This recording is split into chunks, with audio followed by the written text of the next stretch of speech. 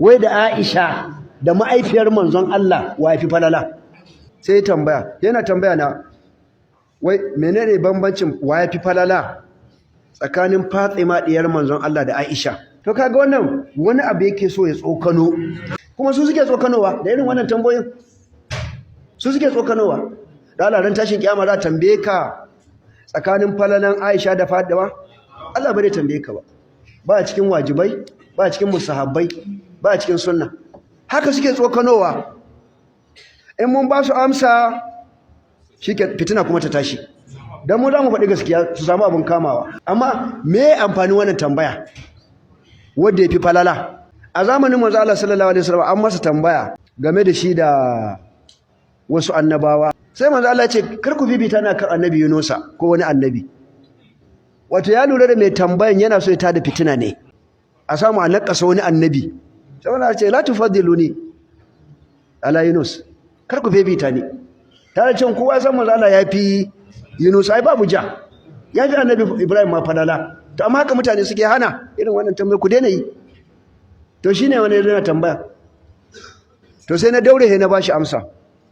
sai na ce masa a fa'inta ta Fatima diyar manzon Allah sallallahu ta fi Aisha falala nace kuma ga dalili na na ɗaya shine manzo Allah ya ce Fatimatu sayyidatu nisa'il alamina a wata ruwa fa'idatu sayyidatu nisa'i ahlil janna Fadima ita ce shugaban duk wata mace a gidan aljanna nace to kaga kenan in aka ce ga shugaba ko a ƙasa ko a jiha kowa yana ƙasa da shi kenan nace tunda manzo Allah ya kira diyarsa Fadima ita ce shugaban yan aljanna Aisha kuma yar aljanna ne kaga tana kenan me tana karkashin ta sannan manzo Allah ce Fadima jini na ne tsoka na ne kaga bayan da manzo Allah ce Aisha tsoka sa ce amma yace Fadima jinin sa ne don diyarsa ce ta tsotar sa yace bid'atun minni yace tsoka na ne jini na ne to kaga ba za ka hada jinin manzo Allah da wadda auratayya ya hada su ba haka ne ko ba kaga na bashi amsa sai ji dadi yace ya gamsu da abin da yake nufi inda da waɗansu dalilai da suka tabbatar cewa Aisha ta tafi daraja sai ya ce to kun ga suna kin Fadima suna kin ahlul baiti ko ga inda yake so ya je bane ai duk neman fitina ne to shikenan jiya da aka zo kuma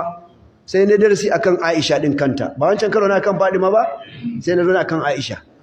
falalanta na faɗi inda aka haife ta da inda ta mutu da sunan babanta sunan mahaifiyanta da ƴan uwanta maza da ƴan uwanta mata da falalanta da ranar da ta mutu da abubuwan da ta yi da zamantakewa da manzo Allah duk na faɗa da yadda aka daura aurenta da shekarun da duk na faɗa bayan na gama sai aka sake bude wajen tambaya to the same person shi wannan sandan shehu sai ya shigo sai yana mun tambaya wai tsakanin Aisha da ma'aifiyar manzon Allah jiba wa yafi falala wai da Aisha da ma'aifiyar manzon Allah wa yafi falala Aminatu kenan da Allah yanzu wannan ba fitina yake nema ba